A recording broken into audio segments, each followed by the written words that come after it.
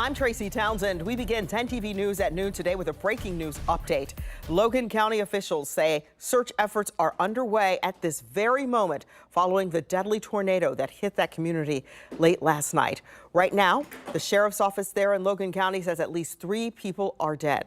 Within the past hour, we got an update from Mary Rutan Hospital in Bellefontaine, and that is where a number of people went with their injuries last night. A spokesperson tells us that 25 people were seen in the emergency room as of 10 o'clock this morning. Injuries include bruises, broken bones, and some internal injury. The conditions range from stable to serious, and some of the injured were in fact transferred to other hospitals in the community, including, we're learning, Grant Medical Center. 10 TV has been there for you since we broke into programming last night at 7 o'clock. And at this hour, our crews are spread out throughout Central Ohio as rescue crews, first responders are still trying to get to those who need the help. That's why we have live coverage for you, live team coverage, in fact, right now at noon. We have crews from Delaware County to Logan County. First, though, we want to start with 10 TV News reporter Kiara Lake, who is live near Russell's Point in Logan County. Kiara, how does it look in the daylight? Yeah, still a lot of destruction here left over. We were here around 4 o'clock in the morning. So much damage. And I want to show you what damage is still left over. If you see here behind me, a tree has completely landed on a roof from the home. So we know there will be a lot of cleanup. This area is actually not the hardest hit area. I want to show you down the way here, too, on a boathouse, that the roof has come off of this roof house. So there's going to be a lot of cleanup. Let's take you to what we saw this morning. Actually, a lot of damage in the area. We saw down power lines. We saw gas leaks, or heard that there were gas leaks in the area. And there was a search last night, as you mentioned, with 3 known deaths. And they're working to confirm right now what the next of kin. So we don't know a lot about those 3 people. But there are grid searches going on now. And at 4 a.m. they stopped those searches and those rescues because they had searched those areas more than once. Now they started back up again at 8 o'clock this morning to go back over those areas more safely because the gas was turned off. And the state rescue team is on their way, starting at Orchard Island. A lot of places they couldn't get to due to gas leaks will now be searched. And at this point, they don't know of anyone unaccounted for. They do know that this will take a lot of time and a lot of work to return to normal. We're heartbroken by the devastation that's come upon the Indian Lake community, but we very much appreciate the fact that there has been such an outreach, not only within the community here at Indian Lake, the entire county, in fact, many counties around us. And that outreach includes donations. And if you would like to give back to this Indian Lake community, you can drop those donations off at the Indian Lake High School. They're collecting trash bags for their cleanup efforts, as well as toiletries and things needed for the people who live here. Reporting here in Russell's Point, Kiara Lake, 10 TV News. Kiara, thank you. The Logan County Sheriff's Office has been posting updates to their Facebook page.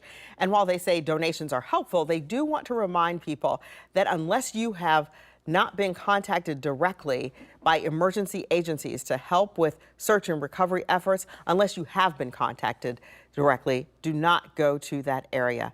They do not want to be crowded. We heard the sheriff give that admonition during his news conference earlier. We want to get out to Clay Gordon, who has also been out in the field all morning. Clay, what have you been able to see since the sun has risen and people are really able to see what happened out there? We're seeing extensive damage, especially here in Lakeview, Ohio. This is just one street, but we're seeing street after street after street, including North Main Street is basically destroyed. Lots of businesses, town halls, veterans memorials, and homes are damaged right now. So 10 TV was here. This is on North Oak Street where I'm standing. And this was as firefighters and sheriffs actually came down this street when the daylight rose, and they were going through all the debris. They were searching. We even saw some other rescue crews with dogs searching the rubble. They were going house to house to see if everyone that lived there was accounted for. And then after they went through that house, they would spray paint a large X on the doorway, sometimes a window or a wall, to show other first responders that they have checked that house and they've moved on to other things. Now, I also want to show you a huge issue out here right now is power. There are down power lines everywhere, and there is no power in this village right now, too. And we're also taking you right out here. This is 366 if you come back out live with me. This road has been closed since we've gotten here, and Ohio State Highway Patrol and the Logan County Sheriffs have had this closed off. You can see AES crews, AES Ohio power crews are restoring the power lines and the down poles there because they have been all across the roadways the whole time. The reason why this is so important that they're trying to get this road back open right now is because for Orchard Island off of Indian Lake, this is the only way in and out of this area too. We're also seeing we're right next to US 33. Finally, since we've been here, it has just reopened to some traffic. Tracy? All right, Clay, thank you for that update there in Logan County. We also saw the same storm that tore through Logan County tear through Delaware County. And this afternoon, we're getting a first look at the damage in the light of day. In fact, just moments ago, our team arrived at Olentangy-Berlin High School and Middle School. 10 TV News reporter Kevin Landers is live there, right by the football and baseball fields. Kevin, tell us what you're seeing. Well, Olentangy-Berlin High School and their middle school got blasted by the storm. You can see behind me the storage facility, but there is so much more. Take a look.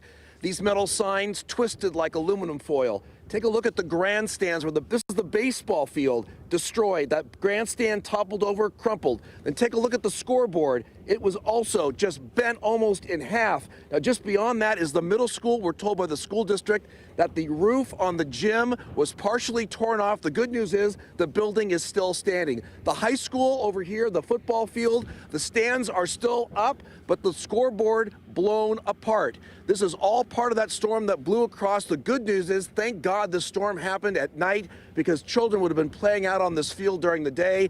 But as you can see, the damage is widespread here. They're still assessing exactly how much damage here is at the school. We'll be here all day. We'll bring you the latest coming up tonight at 4 o'clock. Reporting live in Olentangy-Berlin, Kevin Landers, 10 TV News. All right, really descriptive there from Kevin Landers on the scene there at Olentangy-Berlin. Jessica Van Meter is here. You have been watching this, and we wanted to first have you talk about what we know about all of the possible tornadoes that came through the state. Yeah, we had a lot of activity going on through the evening, overnight hours. A few different factors that went into that. We had a high of 74 degrees yesterday, so a lot of warm, very moist air. That's a lot of fuel for those storms. We also had a lot of spin in the atmosphere, which is one of the reasons we had to worry about tornadoes and not just severe thunderstorms. Let's look at the shear tracks we can go back and look at. Basically, it's a measure of how much spin we have in the atmosphere.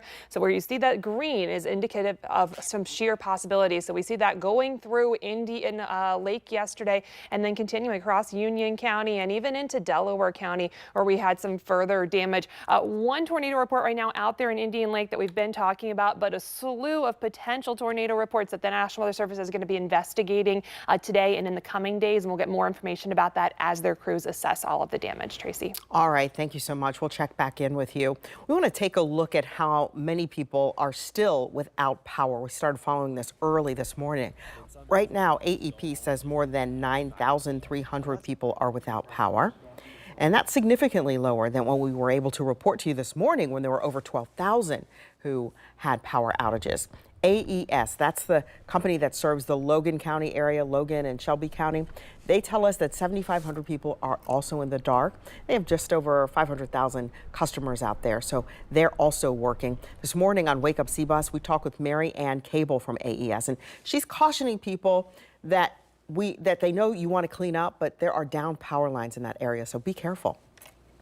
And the key thing is to be safe. We can't stress enough with residents that, with a down power line, stay away. Consider it live. Make sure you call us and report those. In fact, AES customers can report outages online at aesohio.com/outages, or you can call the number that we will get for you on the screen. There it is at the bottom. You see it right on your screen right now. You can call that 8774-OUTAGE. if you have a problem there and you're an AES customer. Our 10 TV crews are reaching out to lawmakers, to officials, law enforcers, people in the communities. Plus, we're getting more videos showing the damage and the storm that moved through. We will have all of that for you right after the break. We'll see you then.